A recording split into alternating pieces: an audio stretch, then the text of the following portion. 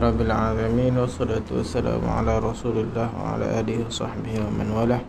Subhanaka la ilma lana illa ma 'allamtana innaka antal alimul hakim. Rabbi shrah li sadri wa yassir li amri wahlul 'uqdatam min lisani yafqahu qawli. Rabbi yassir wa la tu'assir wa tammim bil khair.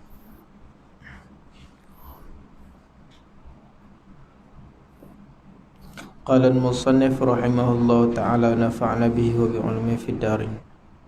Tanbih. Tanbihun, ini satu penjagaan. Fathul Mu'in. Zakaru jumpa. Ba wudu ba wudu sebelum rukun dia ke-6. Tok guru penguat. Dzakaru fil ghusli annahu yu'fa fi batini uqad asy-sya'ri. Telah menyebut mereka, yakni fuqaha lah, fil ghusli, pada bab mandi. Ini kita belajar bab wudu, bukan bab mandi. Tapi fuqaha sebut di dalam bab mandi. Maka di dalam bab mandi ni kita boleh sama jugalah nazirnya, bandingannya sama juga dalam bab wuduk ni. Jadi dalam bab mandi ni dia sebut apa? Dalam bab mandi fuqaha sebut, dia kata yu'fa an batini uqad asy-sya'ri, dimaafkan batin daripada rambut yang uqad, yang kita kata tersimpul. Rambut yang tersimpul di dalam bab mandi dimaafkan. Tetapi dia kata ai idzan aqada bi nafsi, yakni apabila tersimpullah ia bi nafsi, dengan sendirinya. Itu di dalam bab mandi. Jadi fuqaha sebut dalam bab mandi, kalau orang tu rambut dia jenis memang rambut panjang lah cerita dia. Kalau rambut pendek dia tak jadi. Dia rambut panjang, kemudian dia tak jaga, dia tak sikat. Dia jenis orang betapa ni. Yang ke mandi tak sikat apa. Jadi dia bersimpul sendiri. Jadi bersimpul sendiri. Dalam tu kena tak kalau nak mandi? Dia jadi bersimpul macam Tarzan tu kan. Rambut tu lah jadi lagu mop lah. Kan? Jadi mop rambut dia. Buat mali tapi tu depa buat lah. Ni bukan dia buat tak. Dia jadi sendiri. Kalau jadi sendiri dimaafkan. Jangan gila dah, ketui dah. Bila dia nak mandi, dia gila setahun, contohlah. Dia gila setahun tak terurus, sedang-sedang tu dia rambut dia nak buka pun payah. Cerita dia hang cukong. Itu cerita dia. Tapi kalau tak mau cukong, macam mana? Dimaafkan hak batin, di bahagian dalam rambut yang tersimpul, yang tak kena air tu tak apa, dimaaf. Itu dalam bab mandi lah. Jadi sama tak di dalam bab wuduk? Disamakan. Nazir dia, bandingan dia dalam bab wuduk. Jadi dalam bab wuduk ni kita bukan basuh rambut. Contoh dia apa? Contoh dia kalau janggut. Kan? Janggut orang yang jarang wajib kita basuh zahir dan batin, betul tak? Janggut wajib kita basuh zahir dan batin. Kalau janggut dia panjang tapi nipis, nampak, wajib basuh zahir dan batin. Tapi janggut dia tu bersimpul. Kusut lah, kusut. Jadi dimaafkan juga bahagian batin tu lah. Wa ulhiqa biha, dan disamakan. Wa ulhiqa, disertakan ataupun disamakan, diiringkan dengannya. Maknanya masalah ni sama juga, ataupun enggak sama. Ulhiqa ni apa? Diikuti dengannya. Masalah ni ikut sama juga, dimaafkan. Mani betulia binahwi tabbu'in, mereka yang dibalakan dengan seumpama tabbu'. Tabbu' ni apa? Kutu, telok kutu. La saqa bi usuli sya'rihi, yang melekat di usul sya'rihi, akar rambut. Dia melekat-lekat di bahagian dalam, kita kata bahagian akar kat kulit kepala tu. Orang jenis belau kutu ni dia ada teluk kutu lah. Hatta mana'a usulal ma' ilaiha, sehinggalah menegah ia daripada air kepadanya. Walam yumkin izalatuh, dan tidak mampu tidak boleh menghilangkannya. Ini juga masalah diikutkan, disandarkan, dibawa. Di situ terjemah apa? Disamakan dengan dia orang yang dibala macam tu. Diterjemah guna. Sini orang yang terkena penyakit teluk pada pangkal rambutnya sehingga bisa sebelum tu, ayat sebelum tu, sebelum mereka yang kena penyakit tu. Sesungguhnya dia mempunyai bahagian dalam ikatan rambut jika mengikat dengan sendiri. Lepas tu terus Ikat termasuk. Lepas tu Itu masuk yang teluk kutu, yang penyakit teluk kutu. macam mana kepala ayat dah? Masuk di sini orang yang Termasuk. Termasuk. Itu dia termasuk. Jadi dalam masalah rambut yang tersimpul dalam bab mandi, dimaafkan kalau simpul sendiri. Lepas tu depa fuqaha ni dia samakan juga dengan apa, dia ambil juga masalah teluk kutu ni masuk dalam masalah ni. Maknanya dimaafkan. Kalau dia ada teluk kutu di akar rambut dekat kulit kepala tu, maka dia nak mandi wajib, tak kena. Fuqaha kata hak ni pun samalah dengan masalah rambut yang tersimpul tadi. Kemudian ini disebut di dalam bab mandi. Masalah ni nazir dia, bandingan dia dalam bab wuduk juga. Maknanya wuduk kalau janggut tu tersimpul dengan sendiri dimaafkan, ataupun janggut tu ada kutu. Kalau rambut tak ada masalah, kita bukannya mesti semua kan satu juzuk saja kat mana-mana. Ni contoh dia. Kalau janggut kena basuh semua, janggut yang panjang kena basuh semua. Kalau ada teluk kutu yang kita tak boleh hilangkan, kena dimaafkan lah. Itu yang musannif nak sampaikan. Kemudian katanya wa qad sarraha syekhina, dan telah mensorehkan oleh syekh guru kepada guru kami. Siapa dia guru kepada guru kami ni? Zakaria Al-Ansari, Syekh Zakaria Al-Ansari. Sebab Imam Al-Malibari ni dia belajar dekat Syekh Ibnu Hajar. Jadi kalau disebut Syekhuna di dalam kitab Fathul Mu'in, maksud dia Syekh Ibnu Hajar. Syekhuna sebab guru kami, sebab guru kami. Sebab Syekh Ibnu Hajar ni masyhur dan ramai anak muridnya. Disebut guru kami lah. Kami itu mewakili orang kata orang alim setara dia lah. Guru kami. Dan guru Syekh Ibnu Hajar Syekh Zakaria Al-Ansari. Kalau orang yang tak mengaji Fathul Mu'in, dia tak tahu siapa Syekhuna. Termasuk pentaklid kitab ni. Pentaklid kitab ni dia bagus, pentaklid ni dia banyak membantu. Tapi ada benda-benda yang dia tak setuju, dia kata ini salah.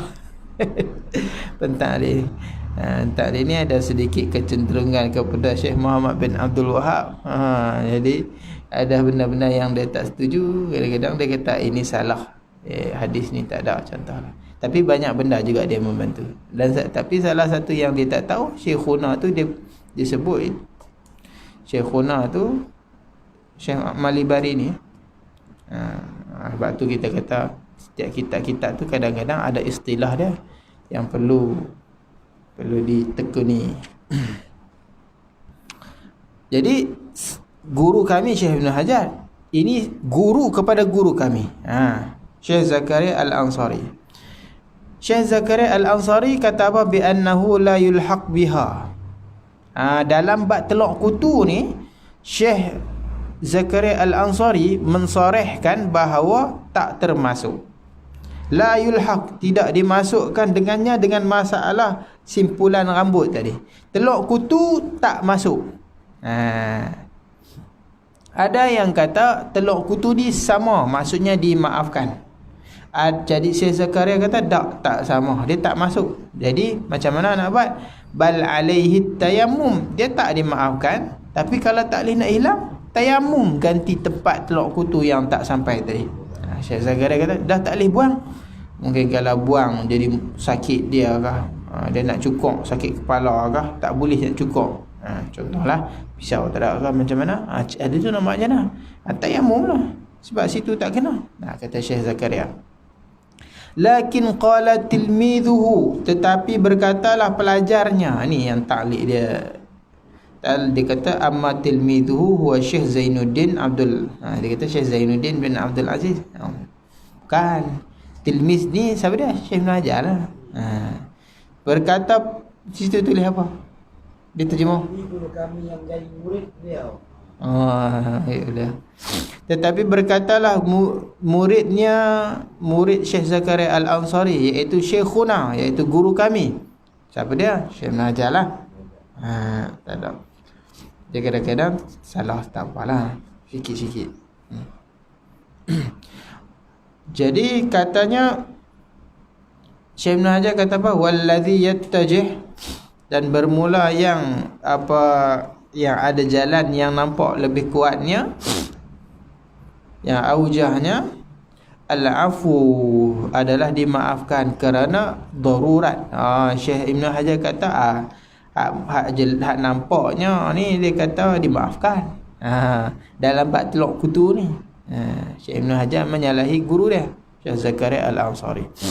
Sebab mereka ni dah power belakang dah, tak apa. Kadang anak-anak murid pun menyalahi guru, tapi bukan menyalahi tak hormat. Mereka hormat kepada guru-guru. Cuma dari segi disiplin ilmunya, masing-masing dia nampak lagu lain. Macam Imam Malik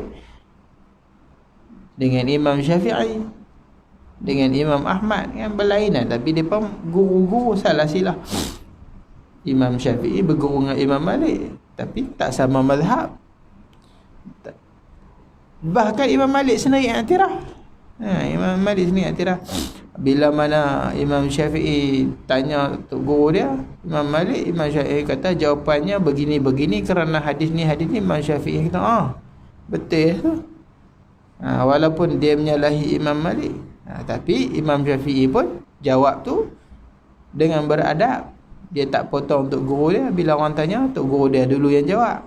Kemudian dah kontur balik, baru Imam Syafi'i, apabila ada seorang mai tanya, jatuh tak tolak pada masalah ini, Imam Malik jawab dengan jawapan dia. Imam Syafi'i diam. Kemudian bila kontur dah balik, Imam Syafi'i pun tanya Imam Malik. Tanya Imam Malik, dia datangkan hadis apa semua. Imam Malik kata betul. Imam Malik mengiktiraf anak murid dia kerana dia tengok dah sampai pangkat ijtihad. Imam Syafi'i mengiktiraf Imam Ahmad. Begitu. Masing-masing imam mengiktiraf anak-anak muridnya. Walaupun menyalahi nisbah ilmu, tak ada masalah. Nisbah ilmu ni kata sebahagian guru, dia kata apa? Kita ni bukannya kuih baulu. Apa maknanya? Kuih baulu ni dia ikut acuan. Tak semestinya begitu. Memang kita ada landasan yang guru kita ajarkan kepada kita, tapi kadang-kadang kita boleh ada jalan kita lah. Maksudnya apa? Cara lah. Kalau kita zaman lah ni cara lah. Bukannya menyalahi tu tok guru kita ajak guling, kita ajak guling tak. Maksudnya cara tok guru tak ajak cara macam ni. Mungkin dia cara ceramah, kita mungkin cara lagu guling, contohlah. Boleh menyalahi tapi dengan adab-adabnya dijagalah. Ada yang ambil sebiji-sebiji. Sebab kadang-kadang dari guru ni dia ambil sebiji. Ini jarang-jarang lah. Dan kita kadang-kadang kita ambil sebahagian daripada cara guru kita. Mana kita belajar tu kita ambil cara tok guru lah. Selalunya macam tu lah. Sebahagiannya kadang-kadang kita campur-campur. Cara mengajar fiqh ni pun ada cara dia juga. Kalau guru-guru tu mengajar macam tu, selalunya kita akan ambil cara daripada dia. Syekh Fadal di antara guru fiqh yang mengajak mengikut cara sistem daripada sampai Syekh Ibn Hajar. Zaman orang alim Mekah dulu, kata Syekh Taha lah. Dia ajak cara yang macam tu. Dia tak ajak macam hurai punya. Dia ada sistem cara yang fuqaha dulu tinggalkan untuk kita, cara macam mana nak ajak fiqh. Tapi ke hak guru kemudian ni saya tahu kata tak ni sangat dah. Dia mewarisi. Habis jadi tak sama dah. Kemudian habis katanya wasadisuha, dan rukun fardu wuduk yang keenam, tertib. Mestilah tertib. Ini pendapat mu'tamad ataupun qaul jadid dalam mazhab Syafi'i. Dalam wuduk mesti ada tertib. Kalau tak ada tertib, tak sah wuduk. Maksudnya apa? Dahulukan hak mana dulu, kemudiankan hak mana kemudianlah. Kama dzukir, seperti mana barang yang telah disebut, min taqdimi ghaslil wajhi, daripada mendahulukan basuh muka, fal yadain, maka dua tangan, farras, maka kepala, farrijlain, maka dua kaki. Kenapa? Lil ittiba', kerana mengikut. Mana dalil dia? Di dalam ada sebut, ada dua dalil yang disampaikan di dalam. Kata dalam i'anah dia kata ta'lilu li wujubi tertib. Ilat wajib tertib tu wa huwa fi'luhu sallallahu alaihi wasallam. Perbuatan Nabi sendiri. Nabi sendiri yang bila dia berwuduk, di dalam kata fa innahu alaihi salam lam yatawadda illa murattaban. Tak pernah berwuduk melainkan dia berwuduk secara tertib. Nabi kalau berwuduk dia akan basuh muka, kemudian tangan dan seterusnya. Nabi tak menyalahi tertib. Itu yang pertama. Yang kedua, dalil yang kedua, wa qauluhu, ini dalil wajib tertib juga. Wa qauluhu alaihi salam, dan perkataannya, sabdanya di dalam apa? Haji Wida. Ketika mana sahabat tanya, anabda bis Safa awil Marwah? Sahabat tanya kepada Nabi, kita nak mula mana ni, nak buat haji ni? Nak mula Safa dulu kan, nak mula Marwah dulu, nak buat sa'i kan? Maka kata Nabi, ibda'u bima bada'allahu bih. Maka Nabi kata, mulakan dengan apa yang Allah mulakan dengannya. Kan? Tuhan mula dengan apa? Tuhan mula dengan Safa. Innas Safa wal Marwata min sya'airillah. Tuhan mulakan dengan Safa. Maka kita mula dengan Safa, kata Nabi. Ikut apa yang Tuhan mula. Jadi ibrah di sini bi umumil lafzi, kata, bukan bi khususis sebab. Nabi kata di sini sebab Nabi kata macam tu adalah sebab orang nak sa'i, nak tanya buat sa'i. Tapi ibrah, pengajaran yang kita boleh ambil daripada perkataan Nabi tu adalah dengan umum lafaz dia. Umum dengan makna apa sahaja yang Allah kata Allah mulakan dengannya, maka kita boleh mula. Di dalam bab wudu Allah menyebut muka dulu, kemudian tangan, faghsilu wujuhakum wa aydiyakum ilal marafiq, kemudian wamsahu bi ru'usikum wa arjulakum ilal ka'bain. Tuhan sebut satu-satu. Dan juga ada benda lain lagi yang mana dipanggil, kita kata wajah dilalah. Macam mana kita kata ada makna tertib di dalam ayat Al-Quran. Di dalam ada sebut, dia kata wa mimma yadullu ala wujubit tertib, dan dari sebahagian daripada barang yang menunjuk atas wajibnya tertib, annahu ta'ala dzakara mamsuhan, bahawa Allah Subhanahu wa ta'ala menyebut mamsuh, sapu kepala, bainal maghsulat, di antara basuhan-basuhan, basuh kepala, basuh tangan, tiba-tiba Tuhan kata sapu kepala. Kemudian patah balik, basuh kaki. Fi ayatil wudu, pada ayat basuh wudu. Ini menunjukkan apa? Ini menunjukkan tertib. Sebab apa? Sebab katanya wa tafriqul mutajanis, membezakan antara benda yang sejenis. La tartakibuhul Arab illa li faedah. Orang Arab takkan buat melainkan kerana ada satu faedah. Wahya huna wujubut tertib, iaitu di sini adalah wajib tertib. Kalau kita ada anak lelaki dan anak perempuan, kita kata anak ada berapa? Anak saya ada 4. seorang perempuan, 3 lelaki. Hak mana sebut nama? Kita sebutlah Awang, Dolah, Leha, Karim.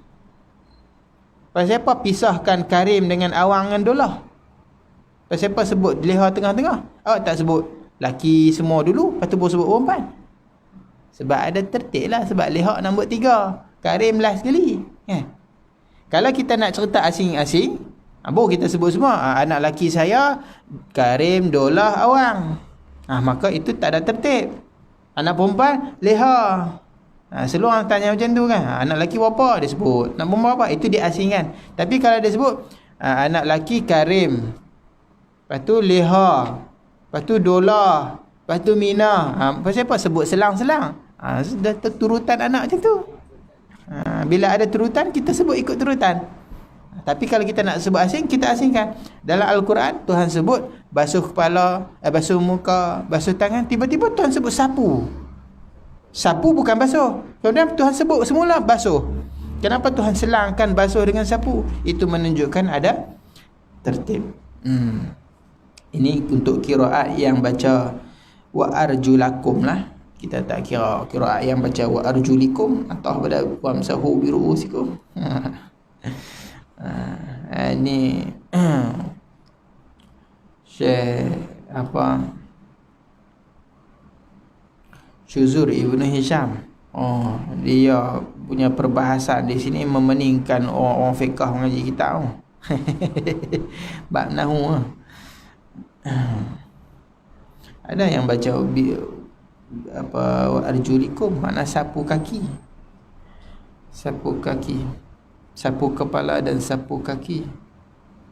Siapa sapu kaki? Khuf. Pada masalah khuf, sapu kaki.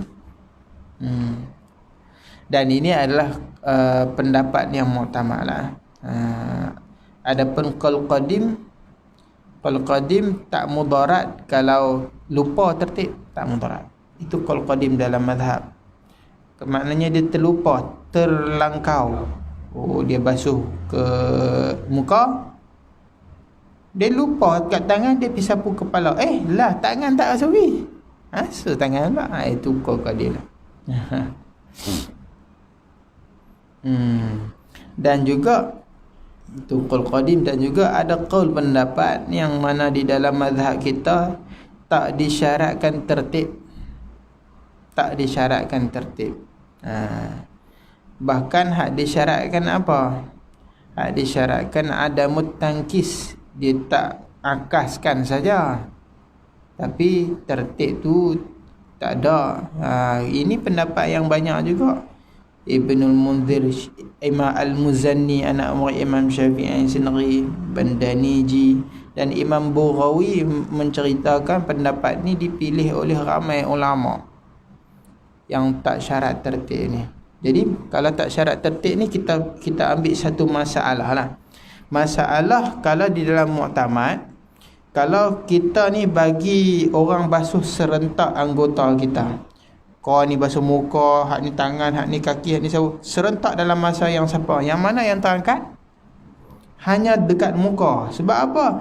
Sebab muka nombor 1.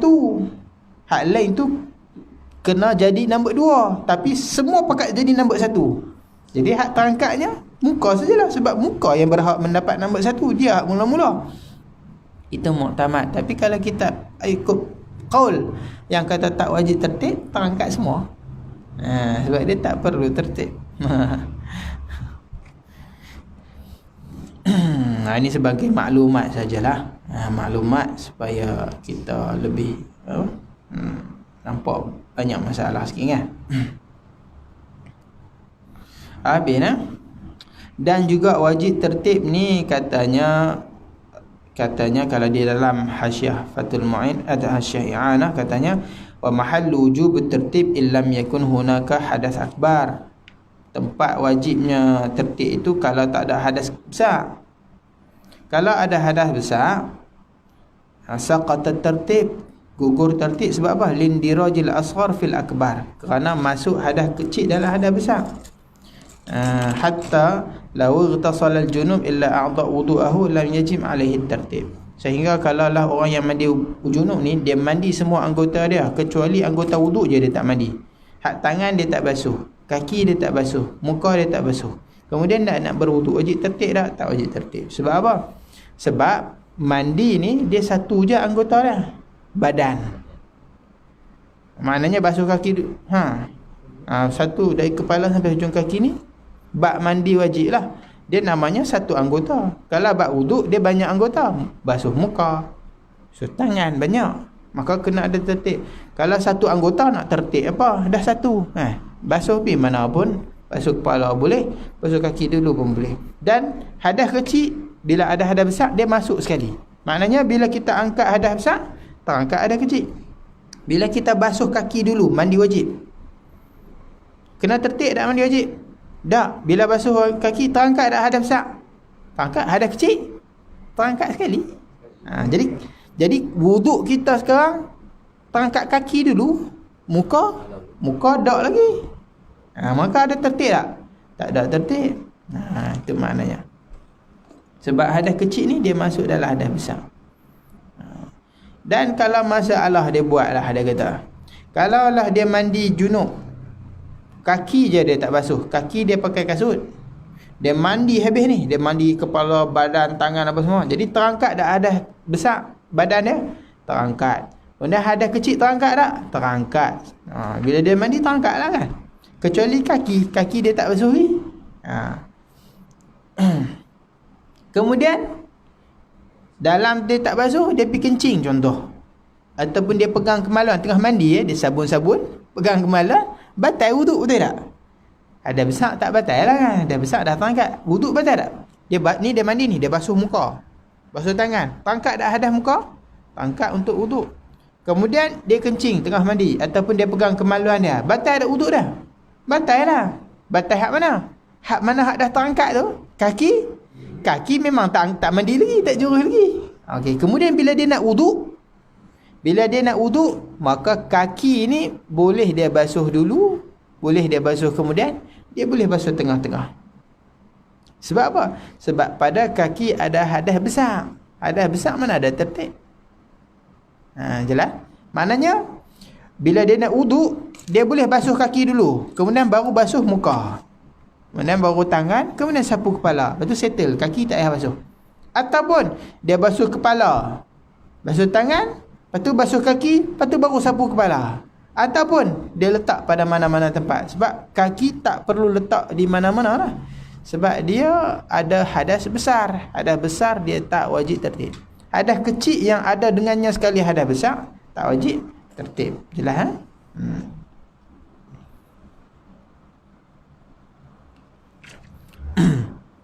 habis.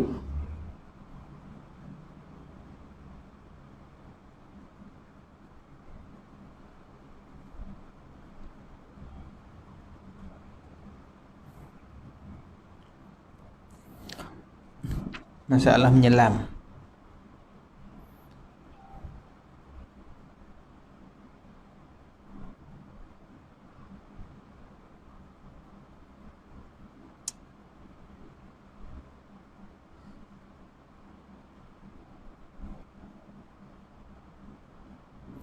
Walau in ghamasa, dan jikalau in ghamas, makna menyelam, muhdith, orang yang berhadas, yakni hadas kecil di sini.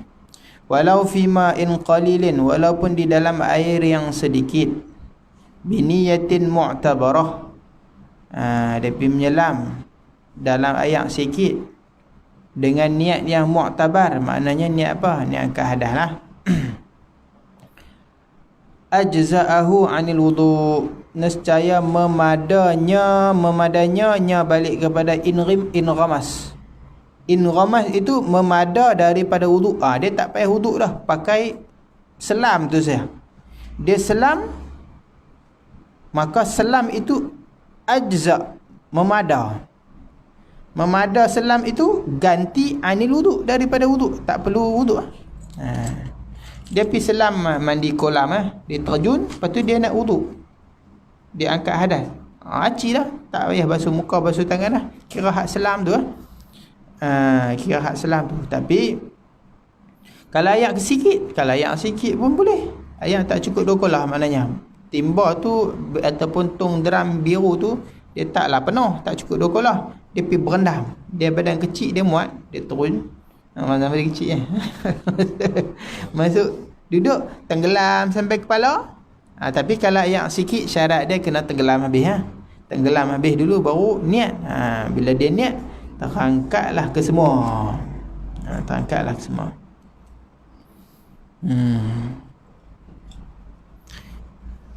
Walau lam yamkuth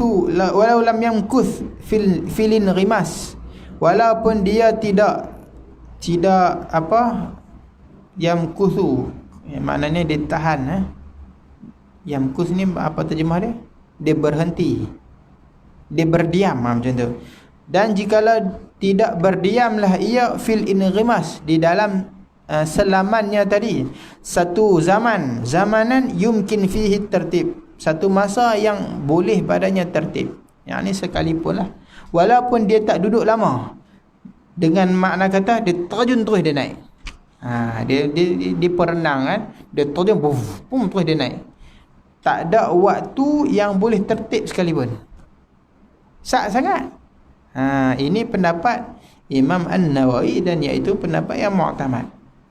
Walaupun tidak ada masa. Tapi pendapat Imam Ar-Rafi'i, dia kata kena ada masa. Imam Ar-Rafi'i mengatakan perlu ada masa yang mungkin ada tertib. Mana boleh terjun terus naik dalam waktu yang sama. Dia kena terjun, duduk sat, berendam layang tu, duduk sat, sekira-kira ada waktu tertib. Pertama muka, kedua tangan, kepala, lepas tu kaki. Kena ada masa sat. Kalau terjun naik tak aci, itu kata Imam Ar-Rafi. Tapi mu'tamad yang asahnya kata Imam An-Nawawi, tak perlu ada. Tak perlu ada terus naik. Sebab apa? Sebab tertib itu tertib takdiri dipanggil. Tertib itu berlaku dalam masa yang singkat. Dalam masa hanya beberapa lahzah. Sebab bila dia selam, terangkat muka, tak? Terangkat muka secara automatik dia berpindah kepada tangan. Dalam detik yang seterusnya terus berpindah kepada kepala, dalam detik yang seterusnya terus berpindah kepada kaki. Maka tertib tu ada dalam satu waktu yang sikit, beberapa detik, tak habis. Muka kaki, muka tangan, kepala kaki terus habis. Dia tertib tu pindah secara automatik. Dia matematik. Dia tak perlu ada waktu. Dia tak perlu ada waktu. Royah itu kalau dalam hasyiah dia kata royah walau tu nak rad bagi Imam Ar-Rafi'i yang mengatakan kena berdiam diri qadar tertib. Jelas tapi kena apa? Kena apa di sini? Kena selam bagi ada kepala dulu lah. Kalau kepala tak selam, tak aci juga kan.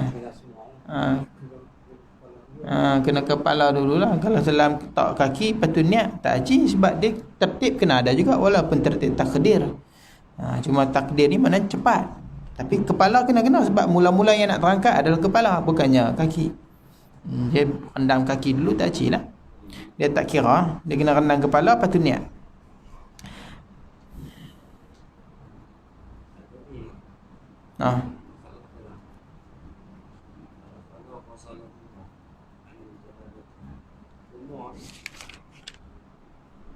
Kepala salah rumah, dua kaki, rijlaihi.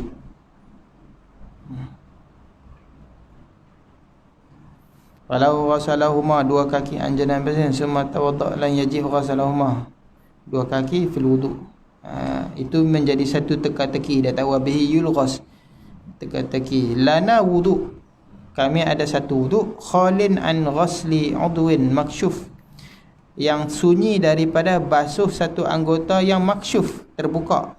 Maksyuf ni maksud dia terbuka lah, tak tutup apa, tak kena simen, tak kena apa, tapi tak basuh. Bila darurat, kita berwuduk tapi kita tak basuh anggota, dan anggota tu tak ada darurat apa, boleh je kena ayak. Masalahnya apa? Salah ni.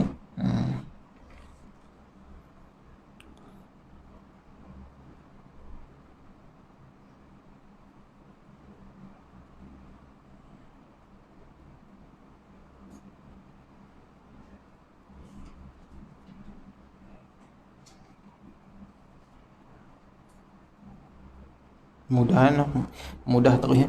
Naam law iqtasala. Ya, jika irtasala basuh. Basuh ataupun mandilah. Mandi biniyatihi dengan niatnya, niat angkat hadas lah.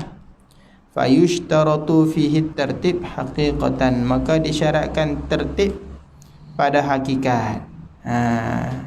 Ini muqabil bagi inrimas lah. Kalau menyelam, itu tak perlu tertib hakikat, dia tertib takdir saja.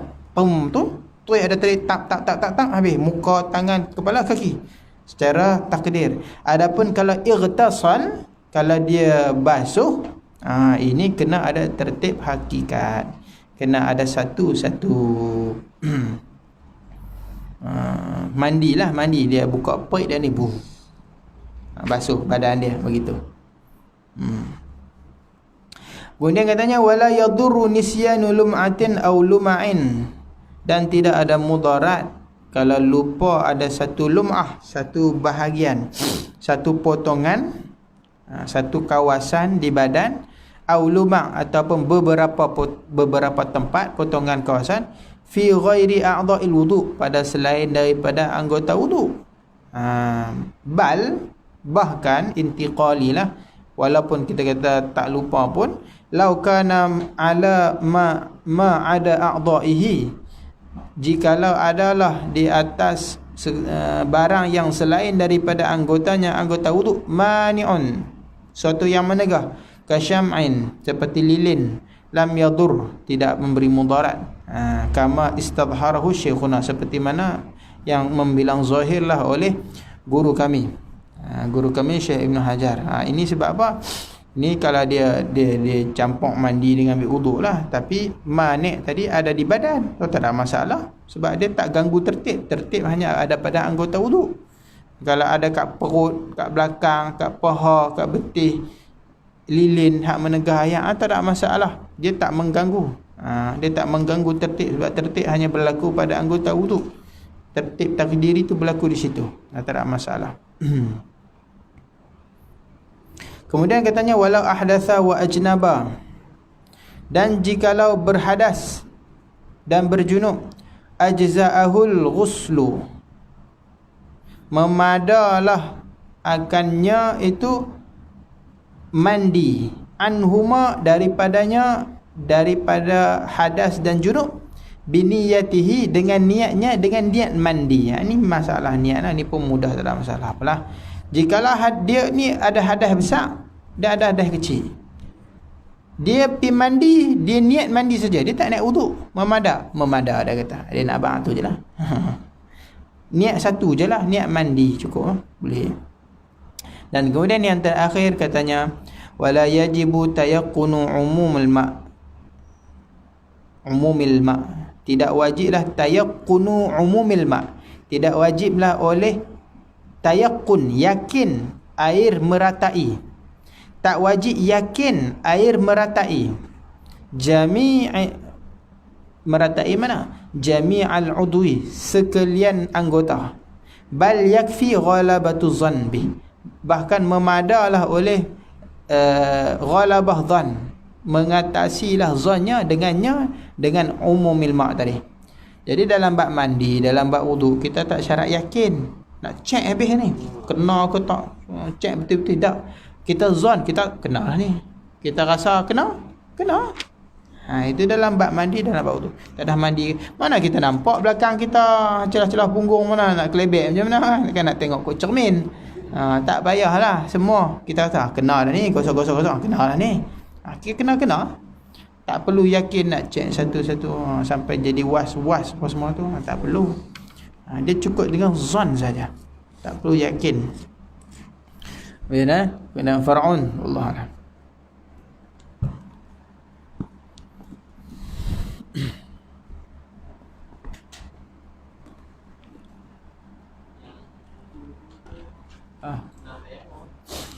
Itu pendapat Syekh Zakaria Al-Ansari, telok kutu pada bab mandi wajib. Kalau teluk kutu tu menghalang air dari kena rambut banyak sangat, dia jadi berkeping-keping. Ayat tak kena. Macam kelimuk. Kelimuk mok tu benda apa sebenarnya? Habuk daki ya. Kok dia daki. Kalau dari daki tak apa, dari kita tak apa. Ni benda asing macam teluk kutu. Kalau kelimomok tu kalau dari kita tu tak ada masalah. Berkuping-kuping pun tak ada masalah. Daki daripada daki kan. Kalau dia daripada daki. Tapi kalau teluk kutu tu sehingga jadi satu lapisan ayak tak kena, tu kena tayamum kata Syekh Zakaria lah. Kata Syekh Ibn Hajar tak apa. Dimaafkan, ada khilaf lah. Ada pendapat Syekh Ibn Hajar kata tak apa. Tak, bukan sebab tu. Sebab susah. Sebab susah nak hilangkan dia. Sebab anggota teluk benda lain, benda asing. Rambut anggota kita. Benda asing dia daripada binatang lain. Cuma dimaafkan kata Syekh Ibn Hajar sebab apa? Payahlah. Binatang ni jenis banyak kan. Fajar duk ada penyakit dia lagu tu dah. Dia kata tak larat pakai sempo dah Buh sempo jangan tak hilang.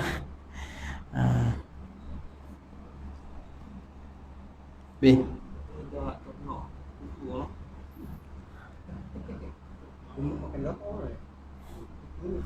Untuk apa tengok orang buat tanam rambut tu nampak geli lah. Depa tanam macam buh telur tanam rambut. Orang tanam pokok pisang, dia tanam rambut. Dia rambut dia tak Allah lah, rambut dia tak naik, jadi depa tanam rambut dalam kepala dia. Tak tahulah depa buat macam mana proses tu kan, tapi adalah benih. Dia tanam, ada ubat-ubat dia pakai kan nak bagi naik kan. Allah a'lam lah. Abina Minhajul Abidin 88 muka surat. Thumma ma'adzalika kulli, kemudian beserta demikian itu semua demikian itu semua mana? Tipuan, ghaflah daripada kita menuntut ilmu, buat ibadah tapi tak menuntut ilmu. Lepas daripada diceritakan tentang tipuan-tipuan, kelalaian daripada menuntut ilmu, dia tak mengaji bab mayang, dia tak mengaji bab puasa, maka tertipu dengan cita-cita yang panjang dan sebagainya. Kemudian Imam Al-Ghazali sebut pula, fa inna lil a'mali adh-dhahirati alaiqa minal masail batinati, maka bahawasanya amalan, bagi amalan-amal, lil a'mal khabar muqaddam, sebab di jumlah jar majrur, khabar muqaddam, bagi amalan-amal yang zahir itu, mana mubtada dia, mubtada muakhar ataupun dah jadi isim isim anna lah, isim anna yang muakhar, alaiqa minal masa'i, ada persangkutan pertalian dengan perjalanan al-batinati, perjalanan batin, tuslihuha, yang mengelokkannya amalan zahirah, wa tufsiduha, dan merosakkannya amalan zahirah. Jadi amal zahirah ini dia ada kena mengena, dia ada sangkut paut dengan perjalanan batin, perjalanan hati, yang mana batin ini boleh mengelokkan amal zahirah, dan juga yang batin ni juga boleh merosakkan amal zahirah. Kita mayang, kita puasa, jangan duk kira hak tu je, jangan duk kira sedekah je, jangan duk kira buat haji je, kena tengok juga masail batinah ni, hak dudlah hati ni. Sebab apa? Hak dalam hati ni kadang-kadang boleh merosakkan puasa kita, boleh merosakkan haji kita, boleh merosakkan sembahyang, kadang-kadang dia membaikkan. Contohnya apa? Kal ikhlasi. Contohnya ikhlas ni dia mengelakkan amalan kita. Amalan kita sedekah RM1 saja, tapi kita ikhlas, Allah pandang. Kita sembahyang 2 rakaat ringkas saja, tapi kita ikhlas, Allah pandang, Allah terima. Warriai, dan juga riak, wal ujbi dan juga ujub. Ini hak tak elok, merosakkan. Kadang-kadang kita sembahyang sampai 100 rakaat tapi riak, maka Allah buang semua. Kadang-kadang kita sedekah sampai 1 juta tapi sebab ada riak, ujub, maka Allah padam semua. Jadi hak masail batinah ni, hak duduklah hati kita ni, inilah yang mengelakkan amalan zahirah dan merosakkan amalan zahirah. Wa zikril minnah, dan kita kata mengungkit lah, mengungkit, menyebut-nyebut, atau kita kata mengungkit. Wa ghairihi, dan lainnya yang dia akan sebut dalam bab-bab dia lah. Faman lam ya'rif hadhihi al-masail batinah, maka barang siapa yang tak mengetahui perjalanan batin ini, wa wujuha ta'thiriha fil ibadati adh-dhahirah, dan juga wujuh ini apa?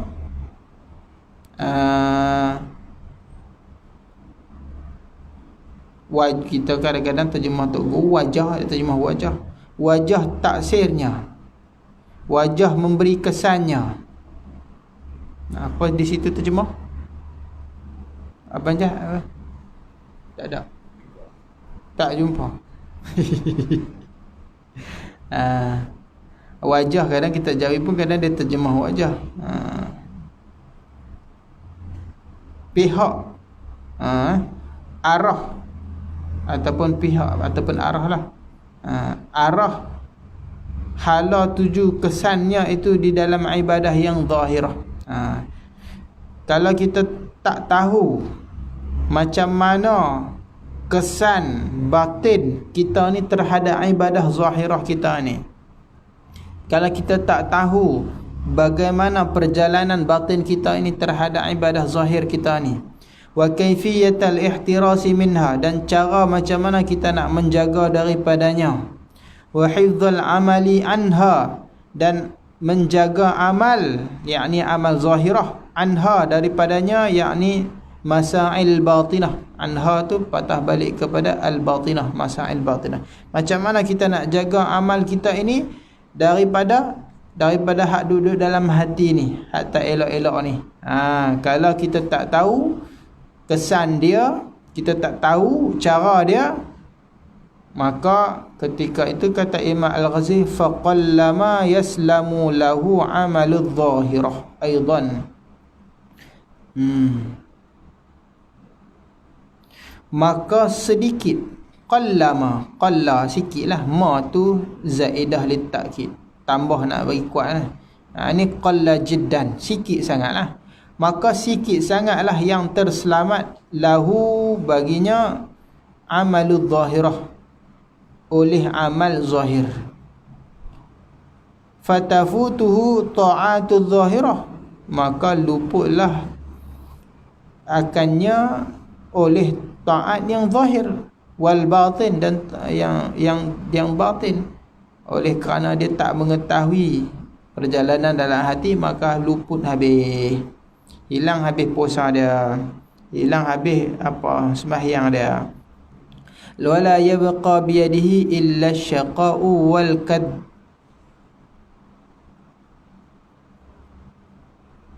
Ada roh, tak ada no, tak ada roh.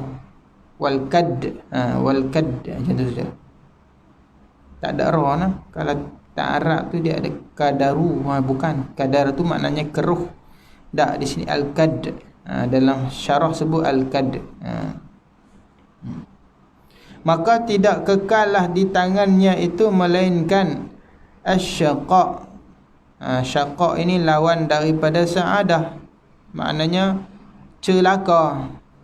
Di tangannya ni hanya ada celaka, dan dia kad, kad, illa syaqa'u wal kaddu. Yang ada hanyalah syaqaq dan juga susah, kesusahan. Dia penat buat kerja, dia penat bangkit sembahyang malam, dia penat puasa, dia penat bersedekah, tapi rupa-rupanya hasil yang dia dapat apa? Celaka. Rupanya hanya dapat penat lelah. Wa hadha huwal khusranul mubin. Dan ini adalah satu kerugian yang nyata. Ini adalah satu kerugian yang nyata. Sebab apa rugi? Sebab kita memenatkan diri kita pada satu amalan yang kita harap dapat balasan, kita harap dapat kebaikan, tapi tiba-tiba kita dapat celaka. Maka itu kerugian yang nyata. Kita sembahyang, kita ingat duk dapat syurga, rupanya neraka. Duk berasa boleh masuk syurga dah, ahli syurga dah, tapi tengok, rupanya neraka. Rugi lah. Buat kerja penat sehari semalam, ingat nak dapat gaji sampai 10,000 dapat 2-3,000 sekali buat kerja pulun. Buat tahu-tahu tengok last kali, lah bos tak bagi apa pun. Dia kata, makasih lah nak tolong saya. Tolong je. Tolong saja. Maknanya apa? Di situ dipanggil kerugian yang nyata. Sebab apa? Harapan tak seperti apa yang dia dapat. Kan? Maka rugilah.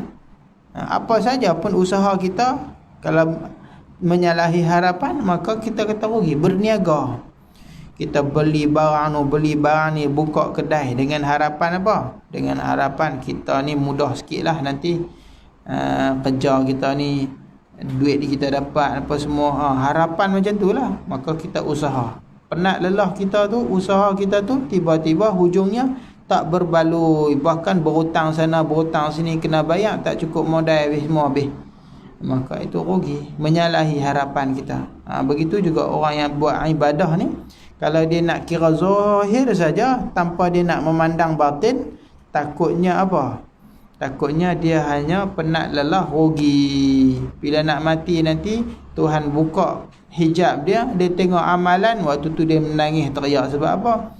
Penat. Dia kata, aku tak pernah pun rasa nikmat dunia, tinggal habis nikmat dunia, maksiat pun aku tak pernah buat, tiba-tiba rugi. Walihada qala, dan kerana inilah, kerana sedikit orang yang selamat daripada kebinasaan melainkan orang yang mengetahui dan ada ilmu.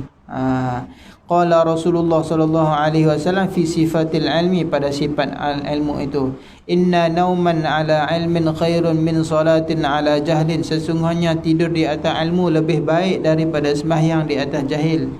Fa innal amila bighairi ilmin yufsidu aktsara mimma yuslih, maka bahasanya orang yang beramal tanpa ilmu itu, Nabi kata yufsidu aktsar mimma yuslih, hak banyaknya rosak daripada hak baik. Jadi sebab itulah kena ada ilmu, kata musannif. Sebab Nabi sendiri pun kata, kalau orang ada ilmu ni tidur lagi baik daripada sembahyang orang jahil. Orang jahil bangkit sembahyang, orang alim duk tidur. Orang alim ni tidur lagi bagus. Sebab apa? Sebab orang alim ni tidur yang menjaga adab dia, maka ibadah. Dia nak tidur, dia ambil wuduk. Dia nak tidur, dia baca doa, dia zikir, kemudian dia lelap. Maka 3 jam, 6 jam, 8 jam itu pahala penuh, betul tak? Tidur yang menjaga adab dengan serta niat yang baik, Allah bagi pahala. Adapun orang jahil yang bangkit sembahyang malam tapi dia tidak ada ilmu, maka kata Nabi, yufsidu aktsar mimma yuslih, banyaknya hak rosak daripada hak elok. Dan sembahyang tu kadang tak kena, kadang tak elok, kadang ni tak elok. Kadang-kadang dia ada sifat hati yang jahat, dia ada riak, dia ada ujub, maka ibadah dia habis punah. Maka mana lagi baik, tidur ke sembahyang ketika tu? Tidur. Tapi dengan syarat jaga adab, ada ilmu lah, niatnya jagalah. Wa qala Rasulullah sallallahu alaihi wasallam, berkata Nabi sallallahu alaihi wasallam, innahu yulhamahu su'ada. Ilmu ini, kata Nabi, innahu yani ilmu lah, ilmu ini alhamahu, sesungguhnya mengilhamkannya ilmu, as-su'ada, oleh orang yang bahagia kesudahannya, orang yang Allah takdirkan dia sejak azali bahawa dia ni orang yang bahagia, maka Allah akan ilhamkan dia ilmu. Allah tunjukkan jalan ilmu. Wa yuhramuhu al-ashqiya, dan diharamkan ilmu, yakni ditegahkan ilmu oleh orang-orang yang ashqiya, orang-orang yang celaka, yakni orang-orang yang pada azali dia memang celaka. Jadi di dunia ni, kalau semenjak azali lagi Tuhan dah kata dia bahagia, maka Allah akan bagi dia habuan daripada bahagian ilmu. Tapi kalau semenjak azali lagi dah tertulis dia celaka, maka Allah sekat ilmu daripada dia. Itu kata Nabi.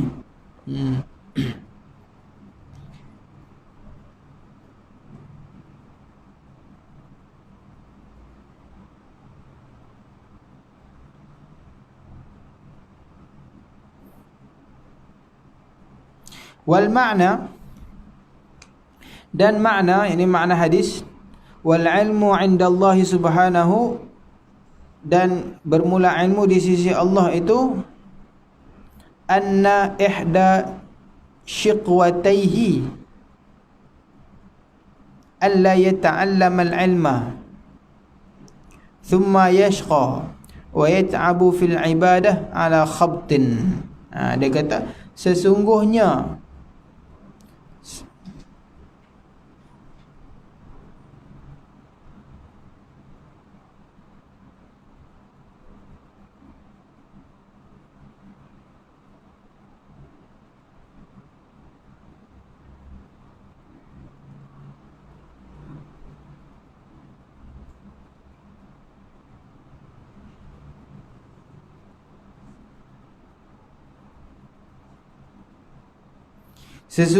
katanya ihda shiqwatayhi, salah satu daripada dua pihak. Macam mana shiqwatayhi ni? Dua apa situ cuma? Salah satu daripada dua benda, salah satu daripada dua celaka. Celaka. Salah satu daripada dua celaka. Orang yang beramal, orang yang tak ada ilmu ini, dia ada dua celaka dia. Salah satunya apa? Kalau dia tak ada ilmu ni, dia ada dua celaka. Salah satunya apa?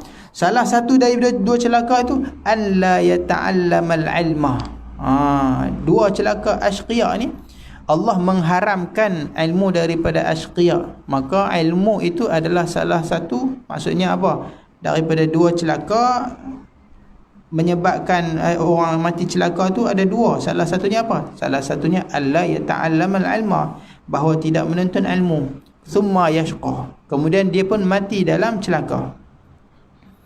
Wa yat'abu fil ibadah, dan dia penat di dalam ibadah, ala khabtin, di atas kerosakan. Itu salah satu daripada dua celaka. Celaka yang pertama, dia beribadah, dia tak ada ilmu, maka dia mati celaka. Celaka yang kedua, dia itu kufur, wal'iyadzubillah. Dia ada dua kecelakaan. Sama ada dia itu kufur, ataupun dia mati tak kufur, tapi dia beribadah tanpa ada ilmu, maka ibadah dia tu hanya penat dan rosak semuanya. Itu salah satu daripada dua celaka. Sebab tu Nabi kata, wa yuhramuhu al-ashqiya, Allah haramkan ilmu ini kepada orang yang celaka, yang matinya su'ul khatimah. Orang yang mati su'ul khatimah ni, Allah sekat ilmu daripada dia, menyebabkan dia dapat salah satu daripada dua celaka. Fama yakunu lahu min zalika illa al-ana, maka tidak ada baginya, bagi ahli ibadah tadi, min zalika, daripada yang demikian ibadah ataupun amal dan penat tadi, illa al-ana, melainkan hanya penat dan susah. Wal iyadu billah lah, dan kita minta lindung dengan Allah min ilmin wa amalin la yanfa', daripada ilmu dan amal yang tidak bermanfaat. Minta minta apa Allah hindarkan daripada ilmu tak ada manfaat ataupun amal tak ada manfaat. Ilmu tak ada manfaat ini adalah ilmu yang tak mengiringi amal lah.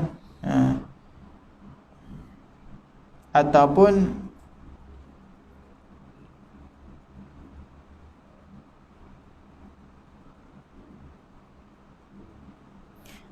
dia belajar ilmu yang syarak tak izinkan, ataupun ilmu yang tak boleh mensucikan akhlak. Itu ilmu yang tak ada manfaat. Ilmu kalau kita belajar tapi ilmu tu tak boleh membawa kita kepada beramal, maka tak ada manfaat ilmu tu. Sebab manfaat ilmu itu adalah dengan amal. Buat apa ilmu tu didatangkan? Ilmu didatangkan untuk beramal. Tiba-tiba kita tak beramal, maka tak ada manfaat. Apa manfaat kereta? Untuk dinaiki. Tapi kalau ada kereta tak naik, tak ada manfaat. Apa manfaat duit? Untuk diguna. Kalau tak guna, tak ada manfaat. Ilmu tak boleh beramal, ilmu tak ada manfaat. Ataupun kita belajar ilmu yang syarak tak izin, lam yu'zan fi ta'allumihi syar'an, yang mana tak diizinkan untuk belajarnya, itu ilmu tak ada manfaat juga. Belajar ilmu sihir, ilmu syarak kata haram, merosakkan rumah tangga orang, ilmu tu tak ada manfaat. Ataupun ilmu tu tak boleh membersihkan akhlak kita, itu ilmu yang tak ada manfaat. Amal pula, amal yang tak ada manfaat apa? Amal yang tak ada manfaat ni amal yang ada riak. Imma riak, kata di dalam syarah, ada munaf'il amal ni, tak ada manfaat dalam amal ni, sama ada pertama riak ataupun hilang ikhlas. Tak ikhlas, riak ataupun tak ikhlas, amal tu tak manfaat. Sedekah tapi tak ikhlas. Tak ikhlas ni sedekah terpaksa je ni. Contoh. Bukan kerana Allah. Ataupun riak, nak menunjukkan amalan dia tu. Bukan kerana Allah jugalah. Dan doa yang Nabi anjurkan kepada kita untuk benda ni, di dalam sebutnya, kita baca doa Allahumma inni a'udzubika min ilmin la yanfa' wa qalbin la yakhsha' wa amalin la yarfa' wa du'ain la yusma'. Macam selalu doa tu lah. Ya Allah, aku minta lindung daripadamu, daripada ilmu yang tak ada manfaat, wa qalbin la yakhsha', dan hati yang tak khusyuk ibadah kepadamu, wa amalin la yurfa', dan amalan yang tidak diangkat, amalan kita ni tak diangkat naik kepada Allah, wa du'ain la yusma', dan doa yang tidak didengari. Minta berlindung daripada semua ni. Ada sebahagian riwayat mengata wa du'ain la yustajab. Habis. Kemudian katanya walihada,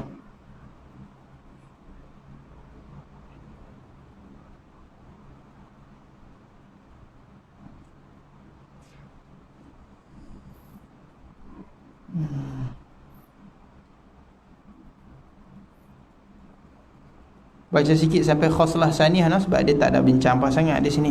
Terus je. Walihadza 'azumat 'inayatul ulama idzuhad. Maka kerana inilah, kerana apa?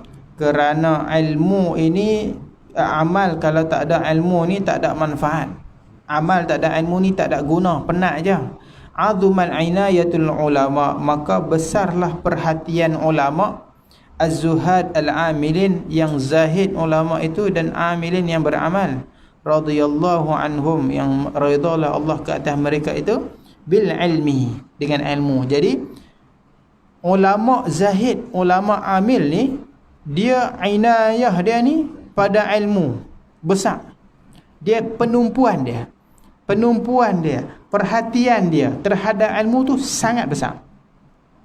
Dia sangat memandang kepada ilmu. Sebab tu tok guru kita suruh mengaji. Tak kira lah tok guru tasawuf ke, tok guru fiqh ke, tok guru tauhid ke, suruh mengaji. Hak tok guru ahli sufi pun sekalipun dia kata mengaji lah. Mengaji dulu, bagi ada ilmu dulu. Tok guru besar boleh buka kitab Ibn Arabi pun suruh mengaji dulu, walaupun mereka tak sembang macam orang sembang sampai langit ke-7 pun, tapi mereka cakap hampa mengaji dululah. Bukannya depa tak mengaji kitab-kitab lagu tu, ilmu-ilmu lagu tu, bukannya depa tak mengaji. Tapi depa cakap kat kita, mengajilah ilmu dulu. Ngaji dulu, kenalkan dulu hak bawah-bawah ni. Khasatan min baini sairin nas, lebih-lebih lagi kita kata khasnya daripada sekalian manusia orang awam ni. Antara sekalian sairin nas, maknanya manusia orang awam. Lebih-lebih lagi depa ni. Hak ni lagi kenalah. Kena betul-betul sebab depa ni sangat banyak kesilapan dia di dalam ibadah. Kenapa? Kerana fa inna madara amril ubudiyah, kerana pusat madar, putaran urusan perkara ubudiyah ini, ibadah itu, wa malak boleh malak wa malakal ibadah, dan juga malakah bagi ibadah ini. Malakah ibadah ini kita terjemah apa? Asal ibadah.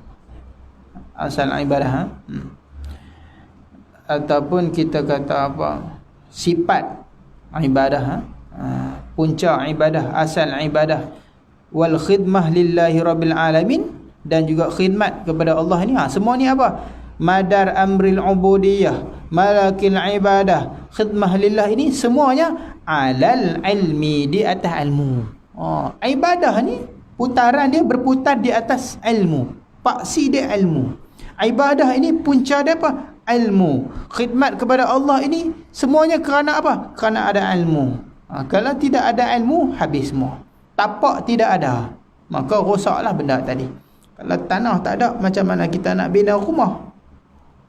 Rumah nak bina atas apa kalau tanah tak ada? Tak boleh. Kalau kita bina atas tanah orang, tak lama rumah tu beroza mai tu lah. Kan? Kita tak ada tanah pi pacak tiang kat, tak ada pasang bumbung tak ada pasang bumbung lagi, beroza mai tu lah. Sebab apa? Tanahnya tak ada. Begitu juga ibadah yang tak ada ilmu. Nak berdiri atas apa ibadah tadi? Tapaknya tak ada, ibadah tu takkan bertahan, dia akan roboh dengan sebab kerosakan dan juga kejahilan kita dengan sebab tidak ada ilmu. Wa hakadha yakunu nadharu ulil absar, dan inilah, seperti inilah adalah pandangan ulil absar, orang yang ada mata hati, wa ahli ta'yid, dan orang yang mempunyai ta'yid. Ta'yid wa taufik samalah. Ta'yid dan taufik sama. Ta'yid ini taukid ataupun takkid, penguat, dan juga taufik, pertolongan daripada Allah. Begitulah pemikiran orang yang mata hati dia ada. Imam Al-Ghazali ni bukan kita kata orang biasa. Kalau ada orang kata nak mengaji ilmu ni, ngaji kitab-kitab fiqh, wuduk apa semua ni, ni kulit saja. Oi, Imam Al-Ghazali habaq apa? Imam Al-Ghazali ni bukannya anak bilih dah. Dia bukannya ikan-ikan kecil dah. Nisbah ilmu tasawuf ni dia bukan orang-orang biasa. Dia bukan orang-orang biasa. Pun dia kata kena ada ilmu. Ulil absar kata kena ada ilmu. Ahli taufik pun kata kena ada ilmu. Wa hakadha, dia kata. Macam nilah. Fa idza tabayyana laka bi hadhil jumlah, apabila ternyatalah bagi engkau jumlah ini, maknanya perkara ini yang telah disebut ni lah tentang ilmu-ilmu ni, anna ta'ata tahsulu lil abdi, bahwasanya taat itu yang hasillah bagi hamba, wala taslam lahu illa bil ilmi, dan tidak sejahtera baginya, bagi hamba tadi, illa bil ilmi. Maka ketaatan yang hamba buat tadi tak akan selamat melainkan kena ada ilmu. Kalau kita nak selamat ketaatan ibadah kita, perlu ada ilmu. Fa yalzamu idan taqdimuhu fi sya'nil ibadah, maka lazimlah, wajiblah idan taqdimuhu, ketika itu, ketika apa?